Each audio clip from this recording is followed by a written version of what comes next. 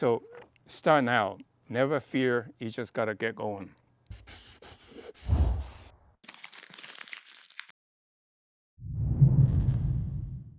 Hi, I'm Miltonchang of Bonsai Heirloom. So let's go over the Q&A today. But before I could do that, I'll remind you to send us your questions and photos so we can critique in a sense of discuss the possibilities.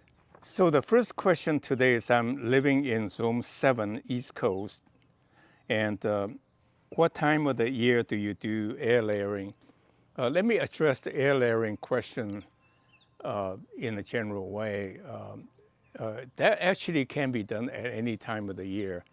So if you gird a tree, you take a knife and carefully remove all of the bark around. Or you have to make sure you remove it all the way around.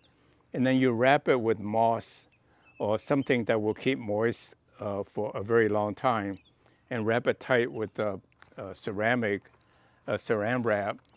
Then they will root. You can do that at any time of the year. The problem is that in the winter time or the cooler seasons, the bark is really difficult to peel, so you have to scrape it. But in the summertime, when the juices are flowing, you can just cut it and peel it just like that. So it's really easy. So I suggest you do for air layering, no matter where you live, do the in the springtime when when the juices are sap is starting to flow, and then you cut it off in the fall and bury the roots so that it doesn't get freeze over. I think you'll be in good shape. So the question is that how do I get a trunk, a thick trunk like yours? I don't have 50 more years to go. And then along the same line, I think I have another one that basically said, I'm 73 years old, at least I don't have that much time left, so what should I do? Basically, there are two answers to the question, three answers. One is that if you want a really thick trunk, you can start with a small sapling, or go take a big tree, or buy a big box, in a sense, a big nursery can tree with a thick trunk to start with. And just like my century trident maple, the trunk is this big, but it didn't start with a sapling. It was started by cutting down a 25-foot tree. So you can start with a big tree and get a big bonsai for not very many years. So think of it this way. If you cut down a tree of just about any size, if it's a tiny one, it would take a couple, 3 years to make it into a nice bonsai, a shohin. But if you cut a trunk this big, it may take you 5 years to get into a nice bonsai. But if you take a trunk this big, it would take you 20 years. So you can adjust how much time you think you're going to live. On that subject, it's really interesting. As I told you many times, I will soon be 84 years old, but so what? You know, I never know when I'm going to go. But if I don't start now and do a tree, 10 years from now, if I happen to live 10 years, I'll regret whatever number of years I live. Why didn't I started that tree 10 years ago, right? So with that in mind, what do I care? You know, I can't predict the future. I'm just going to start now. So start now. Never fear. You just got to get going. I love this next one, talking loom. I don't even know what was spatzoid worm is. I think it's just sort of saying something that's dreadful. But I love all your junipers. The question is, any special kind of trees that you cannot grow? Well, the weather here is called Mediterranean weather in California, which is hot in the summertime, cool, not too cold in the wintertime. In my area, the grass does get frost over. And I remember I've been here for 26 years, only 1 year we have snow. So it's very mild. Almost any tree can survive this weather, except the real tender tropical trees. Many of them are fruit trees. So for example, a ficus, a lot of people wrote me about ficus bonsai. They really don't grow very well indoor, but you have no alternative but move them indoor. which they will find if you give it a grow light or let it sit in a bright window or next to a bright light.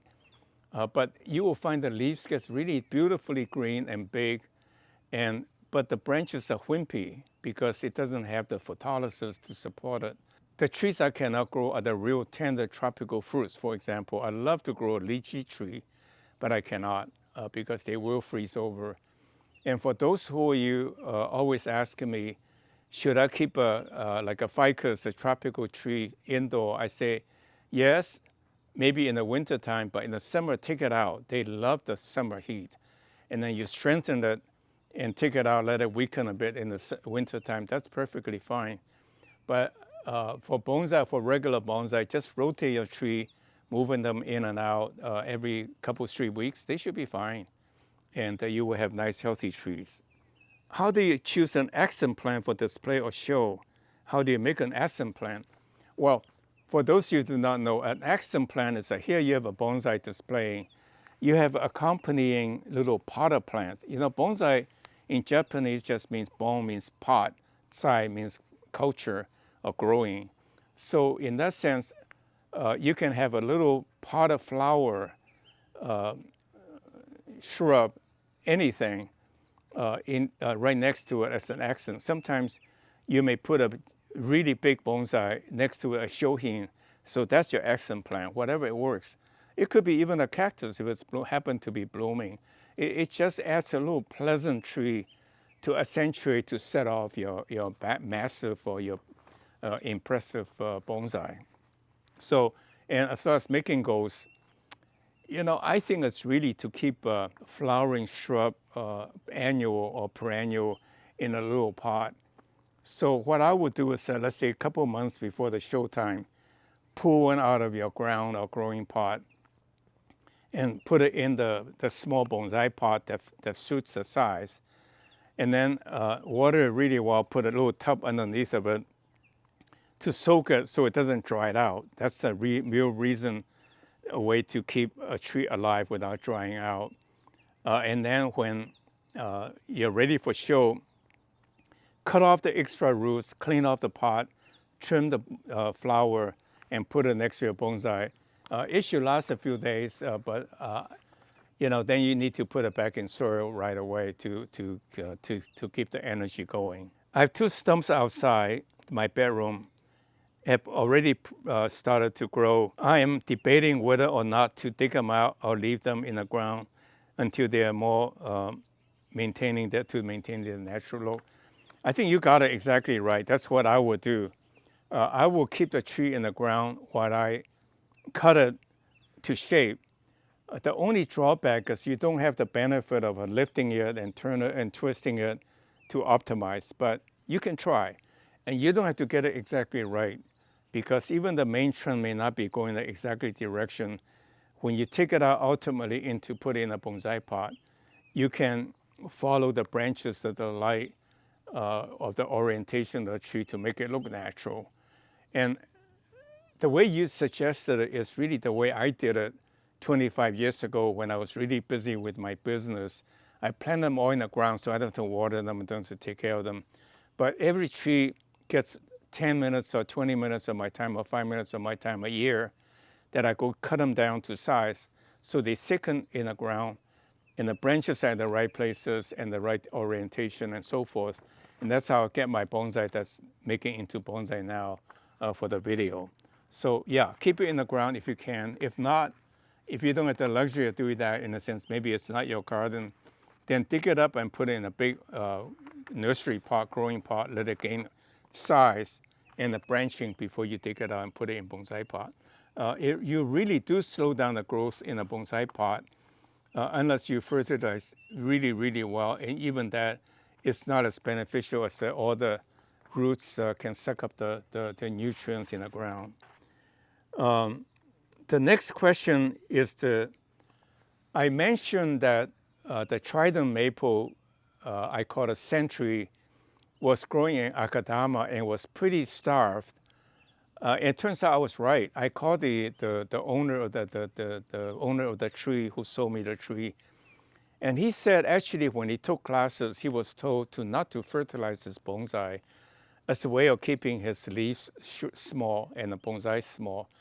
I think that is really, really the wrong information, because a bonsai tree should be growing vigorously so that it will gain strength, health, and gain thickness and branching in a bonsai pot. Just want to make sure I pass on the right information. I said akadama is now known to hold fertilizer really well. But the web seems to say they do hold fertilizer pretty well because it's porous. Well, just imagine akadama doesn't decay. So it's not going to continuously provide you nutrient. And whatever you have in the akadama, however much or how much little it retains, it will get used up. So the question is that, what do? I already have my trees in akadama. Well, I have to say akadama is a wonderful material because it retains moisture quite well.